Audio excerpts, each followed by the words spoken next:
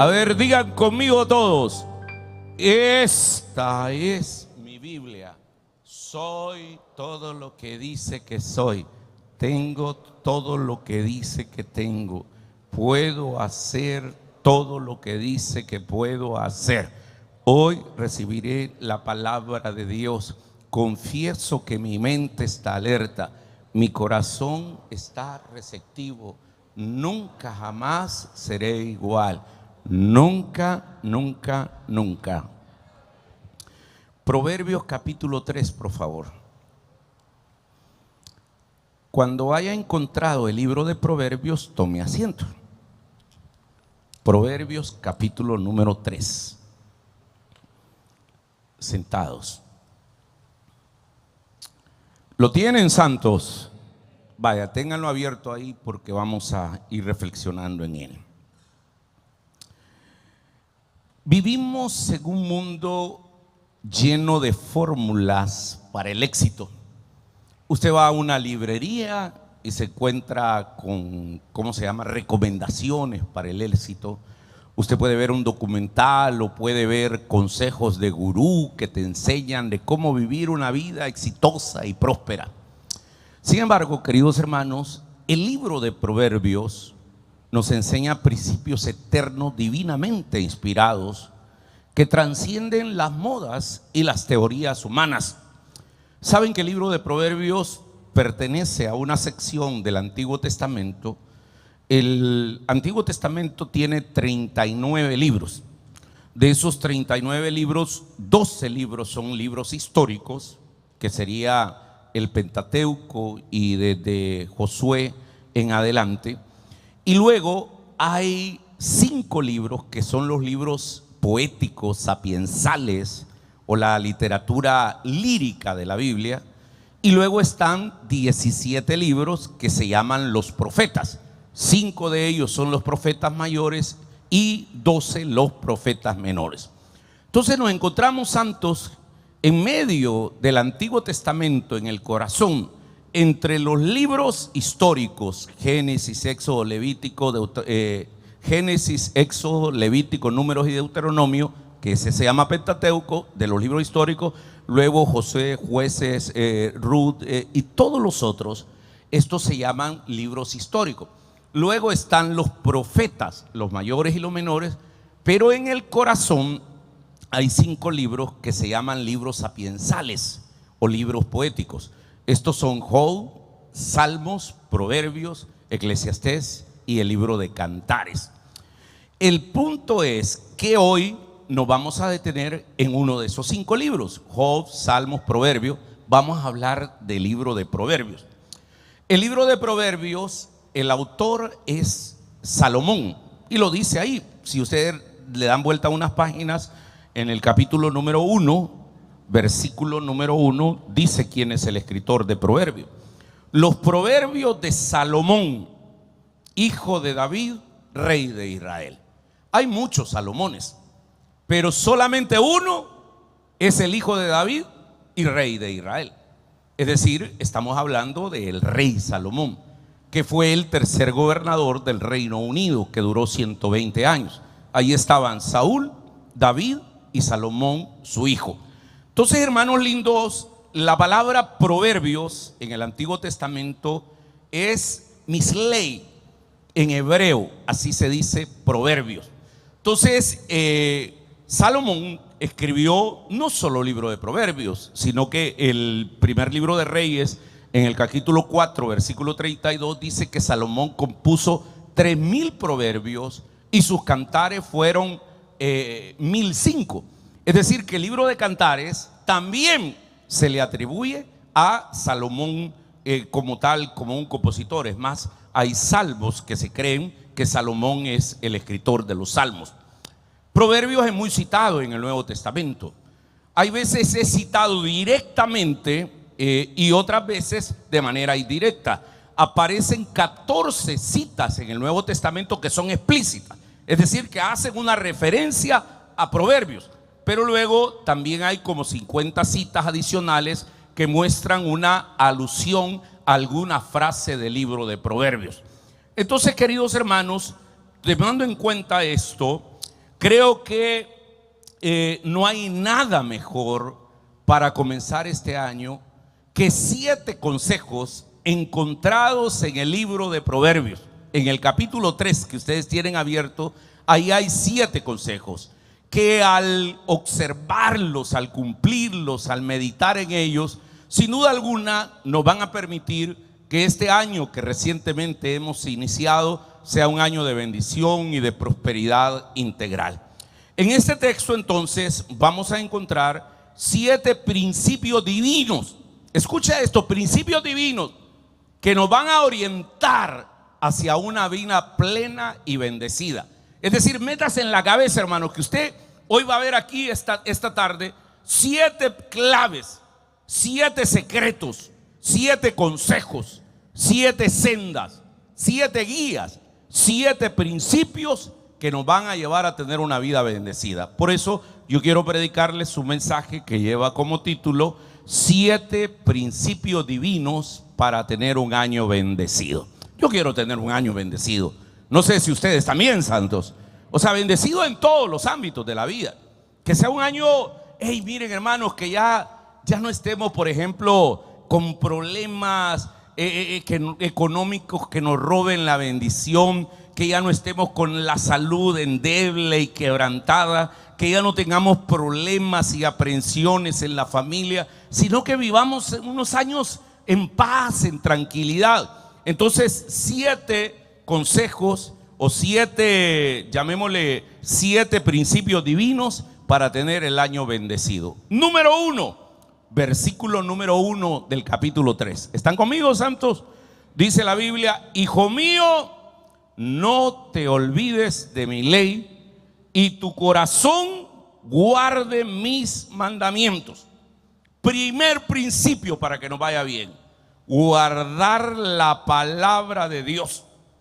Si nosotros guardamos la palabra de Dios, si la palabra de Dios se convierte en nuestra brújula que va a dirigir el destino, si la palabra de Dios es como ese GPS, ese Waze, ese Google Maps, que no lo va a fallar la comunicación, si la palabra de Dios se convierte en nuestra brújula para la vida, ténganlo por seguro que nos va a ir bien. Y hay una promesa, dice: hijo mío, no te olvides de mi ley. La ley era la palabra que estaba escrita en ese momento. Y dice: y tu corazón guarde mis mandamientos, la palabra de Dios.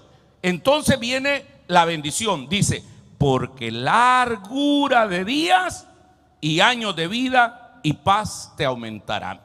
La persona que vive de acuerdo a los principios de la Sagrada Escritura tiene 2 bendiciones ya intrínsecas. Una, va a ser longevo.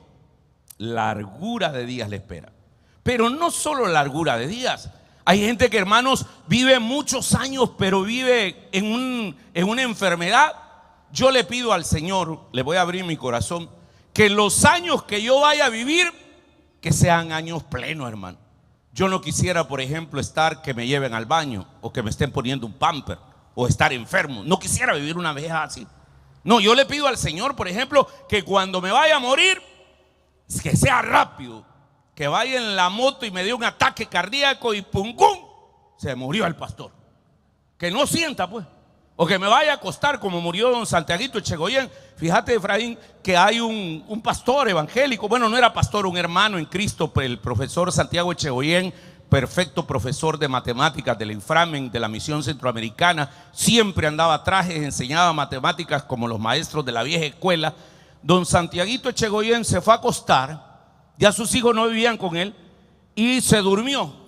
En la mañana llegó la esposita a levantarlo para darle el café como a las 5:30 porque se iba a ir. Ya no se levantó, estaba muertecito, ya estaba helado. Qué maravillosa forma de morir esa. ¿Se imaginaba que uno se va a acostar y dormidito se muere? Pero qué difícil es tener largura de días con personas que están sufriendo, que les tienen que estar dando licuada las verduras, que lo tienen que llevar al baño. No, yo renuncio a eso. Es más, si existiera la eutanasia aprobada en El Salvador, yo la aprobaría para mi vida. Que en algún momento pueda decir: hey, ya no quiero ser carga de los demás. Pero largura de días Y además de eso dice, y la paz te aumentará. Qué bonito sería que hoy que vamos ¿cómo te diría? A pasar a la tercera edad, muchos. La tercera edad, según la Organización Mundial para la Salud, la OPS, es desde los 60 años para arriba. Así que los que están aquí, que ya tienen 60 años o más, ya son parte de la tercera edad. Están invitados a almorzar y les vamos a dar un regalo y un concierto el otro domingo. Se vienen al culto de las 9 de la mañana, después pasan a la cafetería, ahí les van a dar comida. Y les van a dar comida cabal para ustedes, ya, como te diga, dietética, ¿verdad? Entonces, y le van a dar regalos, y va a haber un concierto de marimba y de baile folclórico, y va a estar bien bonito eso. Pero qué bonito es aquellas personas que viven en paz. Qué tremendo sería, hermanos, que de repente nosotros lleguemos a los 60, 65, 70 años y que no tengamos sosiego en nuestra vida. Entonces, lo primero, si usted quiere tener un año bendecido, guarde la palabra de Dios. Cuando hablamos de guardar la palabra de Dios, estamos hablando de tener en cuenta los principios de Dios. Recuerde, la palabra nunca regresará vacía. ¿Me están oyendo, santos? Nunca regresará vacía. Les quiero contar, fuimos a dejar a Moisés la semana pasada a su universidad, o por lo menos a la mitad de donde él iba. En el camino yo iba manejando el vehículo y le pregunté: hijo, y en este mes que has estado de vacaciones, ¿qué ha sido lo que más, los 3 momentos que más has vivido intensamente? Y me dijo Moisés, sin pensarlo, Carlos Moisés, Carlos Jr., me dijo: papá, una de las mejores cosas que he tenido este año, sin mentirles, ha sido el Festival de la Esperanza. Qué maravilloso fue eso, me dijo.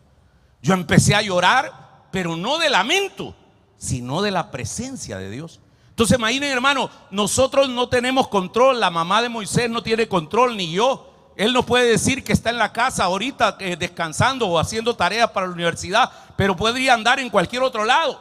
Pero sabemos que los principios sembrados en él, porque desde que estaba en el vientre de su madre lo consagramos al Señor, esos principios no regresan nunca vacíos. ¿Me están oyendo, santos? Entonces, ¿quiere tener una vida próspera? Guarde la palabra de Dios. La palabra es viva. El libro de Hebreos, en el capítulo número 4, versículo número 12, lo dice enfáticamente. Mire lo que dice el libro de Hebreos: porque la palabra de Dios es viva y eficaz, es más cortante que toda espada de doble filo y penetra hasta partir el alma y el espíritu, las coyunturas y los tétanos, y discierne las intenciones y discierne los pensamientos y las intenciones del corazón. Griten: la palabra es viva. Grítenlo. Exacto. Entonces guardemos la palabra. Por eso es importante que lea su Biblia, que haga su devocional, que venga a la iglesia. La Biblia misma, en el libro de Josué, capítulo número 1, versículo 8, nos promete éxito. Mire lo que le dice Dios a Moisés. Dice, a Josué: nunca se apartará de tu boca este libro de la ley. Escuchen esto.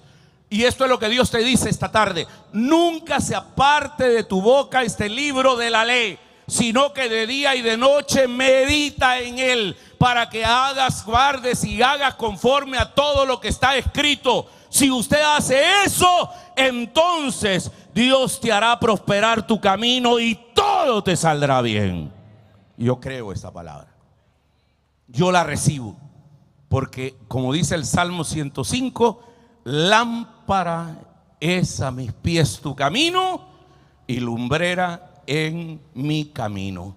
Lámpara es a tus pies tu palabra y lumbrera en mi camino. Primer principio, entonces, guarde la palabra. Segundo principio, versículo número 3, por favor. Dice la Biblia: nunca se aparten de ti la misericordia y la verdad. Átalas a tu cuello e inscríbelas en las tablas de tu corazón. ¿Quiere que le vaya bien este año y tener un año bendecido? Guarde su misericordia y su bondad. Hay que aprender a ser misericordiosos. La bondad y benevolencia es un compromiso de amor. Si nosotros somos misericordiosos y entendiendo la palabra misericordia como una cualidad de compasión especialmente expresada en el perdón que tiene Dios para el pecador, entonces nosotros también necesitamos ser misericordiosos, a ser empáticos, a ser personas que no vamos a condenar. La Escritura, la palabra de Dios enfatiza la paciencia que Dios tiene con los pecadores. En su misericordia Dios cubre los pecados de los que se merecen y los dones que ellos no merecen. Nos da los dones que nosotros no merecemos. Entonces, misericordia. Dale tu corazón al miserable, quiere decir eso, la palabra misericordia. Si nosotros somos misericordiosos, aparece la bendición de eso que está en el versículo número 4. Dice: hallará gracia y buena opinión ante los ojos de Dios y ante de los hombres. Las personas que son misericordiosas tienen gracia, caen bien. Le caen bien a Dios y tienen gracia delante de los hombres. Los que son perfeccionistas, que no tienen nada de misericordia, no tienen gracia delante de Dios y ni de los hombres. Entonces, hermanos, hasta la Escritura dice: bienaventurados los misericordiosos, porque ellos verán a Dios. Una de las bienaventuranzas que aparece en la Sagrada Escritura. Entonces, segundo principio, ser misericordioso, empático, ponerse en el lugar de otro. Miren, hermanos, hay veces, le voy a decir algo. Por ejemplo, uno en las relaciones matrimoniales, los que son casados acá o tienen novia o algo, ¿cómo se necesita ser misericordioso uno en el matrimonio, verdad? Porque hay veces uno no sabe lo que anda viviendo el otro y uno juzga desde su condición. Y uno dice, va, por ejemplo, puchica, yo que trabajo todo el día y todo lo demás, y de repente queja y todo lo demás, pero es que usted no sabe lo que está viviendo el otro. Ser misericordioso. Hay veces a gritos, ¿cómo se llama? El hombre está pidiendo que la mujer le diga: te amo, papá, gracias por todo lo que haces por nosotros. Y la mujer no entiende. O sea, porque entiende que es obligación. Desde que se casó, usted tiene un seguro ganado y una beca ganada de por vida. No es así. O sea, aprender a ser misericordiosos, aprender a ser empáticos, a ponerse en el lugar del otro. Tercer principio. Vamos al versículo número 4, por favor. 5 creo que es. Versículo 5 dice: fíate de Jehová de todo corazón y no te apoyes en tu propia opinión. Este principio tiene que ver con guardar nuestra confianza en Dios. La NBI traduce mejor este pasaje, este versículo número 5. La NBI dice en este pasaje, en el capítulo 3, versículo 5 del libro de Proverbios: confía en Jehová de todo corazón y no te apoyes en tu propia prudencia. Se lo voy a poner aquí, el versículo número 5. Mire lo que dice la palabra de Dios en el libro de Proverbios, capítulo 5. Ay, se fue. Capítulo 5, versículo número 1. Pero tiene que ver, la palabra fiarse tiene que ver con confianza. Fiarse tiene que ver con creer, con depender de Dios, con apoyarse en Dios, con entregarse a Él, reposar en Él. Miren, hermanos, les voy a decir algo. Hay que tener mucho cuidado que al inicio del año, cuando uno ha profetizado, cuando uno ha querido comenzar bien, cuando uno ha dicho: Señor, este año va a ser bendecido, una de las primeras cosas que empiezan a aparecer es que el diablo te va a querer robar la bendición y van a venir las pruebas. Pero ahí es donde este proverbio se debe cumplir, cuando dice: confía en el Señor de todo corazón y no en tu propia inteligencia. Confiemos en Dios ciegamente, de decirle: Señor, yo dependo en lo absoluto de ti, yo creo, yo dependo, yo me apoyo en ti. La confianza tiene que ver, hermanos, con el hecho de dependerle de la soberanía de Dios, la dependencia de Dios. Déjenme decirles, hermanos, que el apóstol Pablo, escribiendo a su hijo Timoteo, a su discípulo Timoteo, hijo en la fe, le dice en la segunda carta a Timoteo, capítulo número 1, versículo 12. Miren lo que dice la palabra: por lo cual asimismo padezco esto, pero no me avergüenzo, porque yo sé en quién he creído. Qué maravilloso eso. Eso habla de confianza. No me avergüenzo porque yo sé en quién he creído. Y estoy seguro que Él es poderoso para guardar mi depósito para cualquier día. Entonces, hermano, esta es la convicción de un hombre de Dios. Entonces yo quisiera que ustedes se metieran en esto, hermano, que frente a las situaciones que puedan venir, usted diga: no me avergüenzo porque yo sé en quién he creído. No voy a perder la fe. Así que aquellos que tienen una confianza férrea absoluta en Dios, digan gritando: no me avergüenzo porque yo sé en quién he creído. Ahora que salga desde lo profundo, díganselo a Dios fuerte. La última vez, grítenlo. Con solo que eso que está diciendo su corazón está dependiendo de Dios. Yo sé en quién he creído. No es una promesa barata de un ser humano, es la promesa de Dios. Pero eso tiene que ver en quién confías. Permítame que te haga una pregunta que creo que determina este principio. ¿En quién está puesta su confianza? ¿En quién? No es que yo confío en que mi suegra, mi suegro, en mi esposo, mi esposa, en mi jefe. ¿En quién está puesta la confianza? La Biblia dice en el libro de Jeremías: para los que confían en el hombre, así dice Jehová, maldito el varón y la mujer que confía en el hombre y pone por carne su brazo y su corazón se aparta de Jehová. ¿Cómo va a ser esa persona que confía en el hombre? Dice: será como la retama, como el chiribisco, como la rama en el desierto, y no verá cuando viene el bien, sino que morará en los sequedales, en desiertos, en tierra despoblada y deshabitada. Qué tremendo es confiar en el hombre. Pero luego dice: bendito el que confía en Jehová. Bendito el varón y la mujer que confía en Jehová y cuya confianza es en Jehová. El que confía en Dios tiene esto: será como árbol plantado junto a las aguas, que junto a las corrientes echará sus raíces. No verá cuando viene el calor, sino que su hoja estará verde, y en el año de la sequía no se fatigará ni dejará de dar frutos. Confianza. Qué maravilloso ese versículo. ¿No lo creen, hermanos? La confianza en Dios nos hace vivir una vida más tranquila, más en paz. Es decir, yo entiendo que Dios está en el asunto. Por lo tanto, yo no me avergüenzo porque sé en quién he creído. 3 principios van. Número 1, guarde la palabra de Dios. Número 2, aprenda a guardar su misericordia, sea empático y bondadoso con los demás. Número 3, confíe siempre en Dios, guarde su confianza en Dios.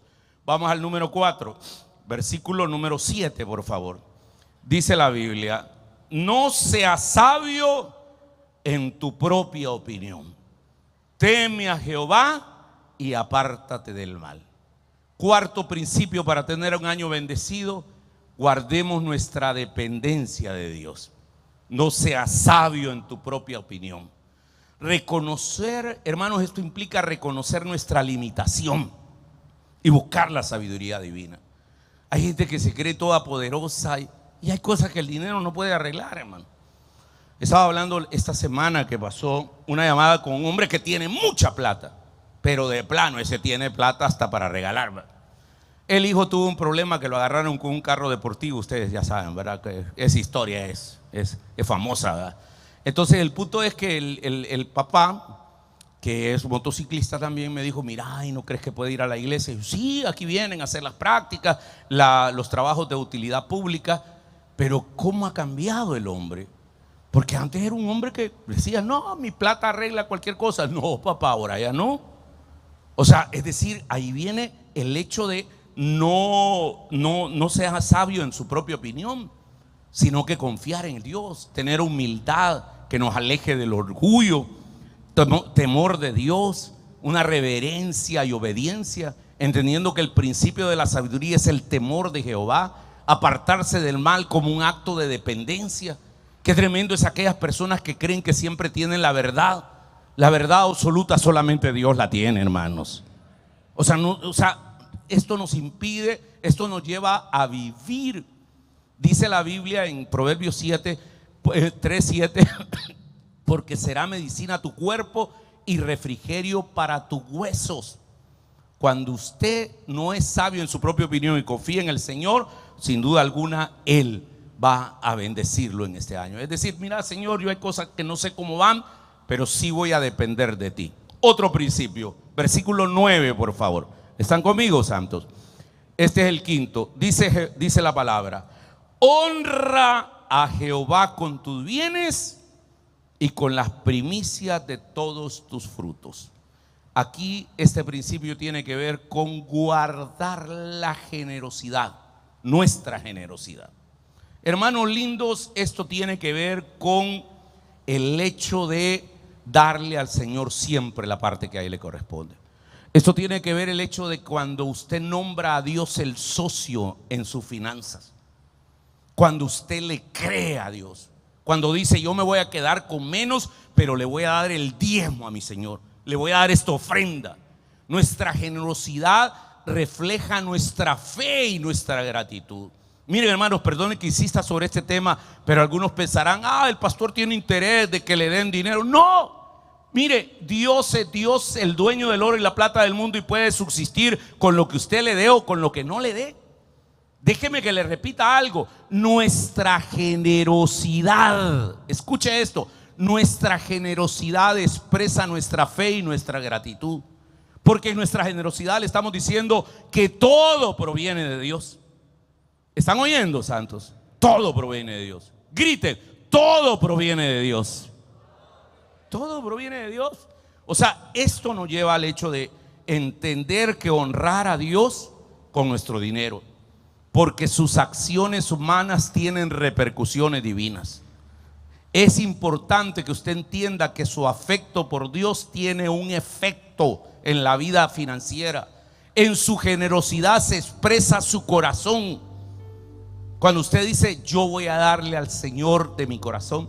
Por eso el apóstol Pablo bien lo dice en la carta a los Corintios, en el capítulo número 9, versículo 7: cada uno dé según haya decidido en su corazón.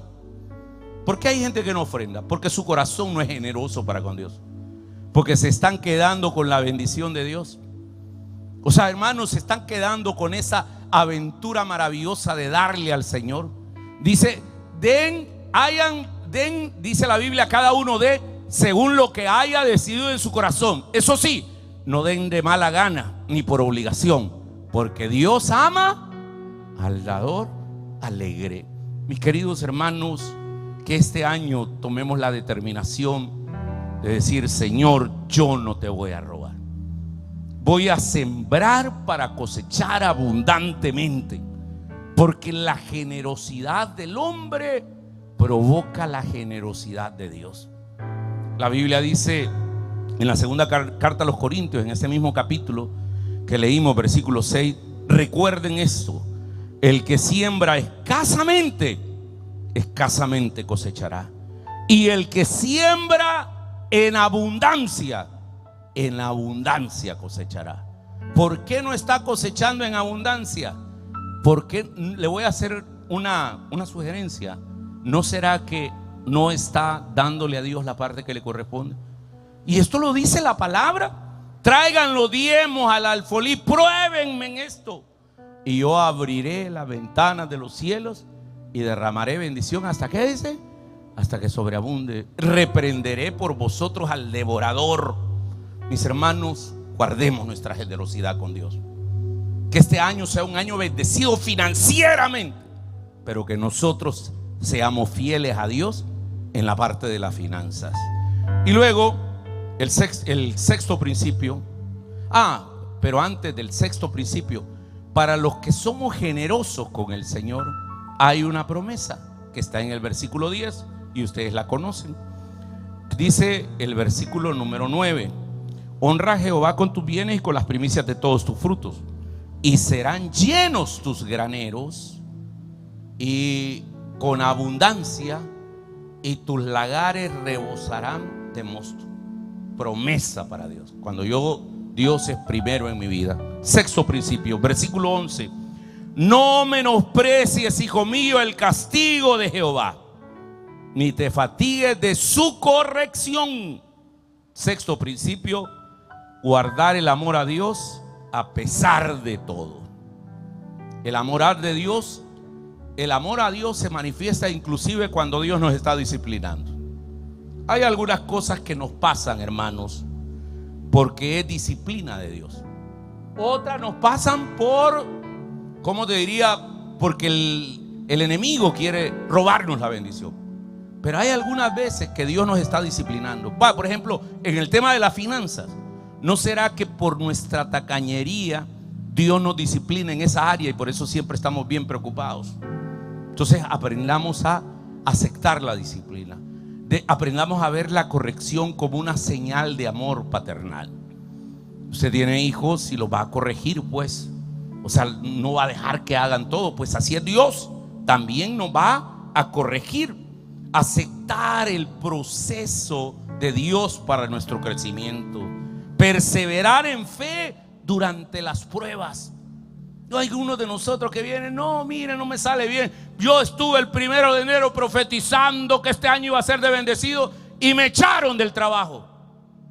Y no entiendes que tal vez ese trabajo Dios te lo quitó porque tiene algo mejor para tu vida. ¿Me están oyendo, santo? Que Dios actúa misteriosamente. Dios actúa, hay veces, de manera que nosotros ni siquiera lo sabemos.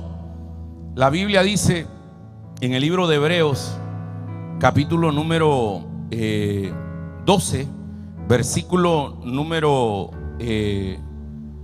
5, dice: ya han olvidado por completo la palabra de aliento que como a hijos os dirigí. Hijo mío, no tomes a la ligera la disciplina del Señor, ni te desanimes cuando te reprenda. No se desanime, porque el Señor disciplina a los que ama y azota a los que recibe como hijo.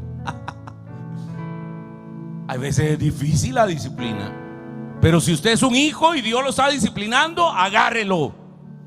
Dice el 7: los que soportan esa disciplina, los que soportan es para su disciplina, pues Dios los está tratando como hijos. Porque ¿qué hijo hay quien su padre no disciplina? Y si ustedes se les deja sin disciplina, que todos reciben, entonces son bastardos y no hijos legítimos. ¿Entienden lo que dice ahí? Cuando Dios ya no nos disciplina y nos abandona, ya no somos sus hijos, ya somos bastardos. Versículo 9: después de todo, nuestros padres humanos nos disciplinaban y los respetábamos. ¿No hemos de someternos con mayor razón al Padre del Espíritu y viviremos? En efecto, hermano, nuestros padres nos disciplinaban por un breve tiempo, como mejor les parecía, pero Dios lo hace para nuestro bien, a fin de que participemos de su santidad. Ciertamente, dice la Biblia, ninguna disciplina en el momento de recibirla parece agradable. A nadie le gusta, sino más bien dolorosa. Sin embargo, después produce una cosecha de justicia y paz para quienes han sido entrenados para ella. Hermanos, amemos al Señor a pesar de todo, inclusive cuando nos está disciplinando. ¿Y cuál sería el último principio? Versículo 13: bienaventurado el hombre que haya sabiduría y que obtiene la inteligencia. Ese principio se llama guardar el continuo aprendizaje, estar siempre aprendiendo. La sabiduría es una búsqueda constante que transforma las vidas. La sabiduría, queridos hermanos, hace que nosotros, los seres humanos, seamos cada día buscadores de la palabra, que nos eduquemos, que busquemos más del Señor. Bien lo decía Nelson Mandela: la educación es el arma más poderosa que se puede tener para cambiar el mundo. Si nos educamos, santos, si guardamos el continuo aprendizaje, ténganlo por seguro que este año será un año bendecido. Santos, comencemos este año agarrados de estos principios y que al final del año estemos aquí agradeciéndole a Dios, porque el que estuvo con nosotros está con nosotros y seguirá estando con nosotros. ¡Aleluya! ¡Amén! Póngase de pie, por favor.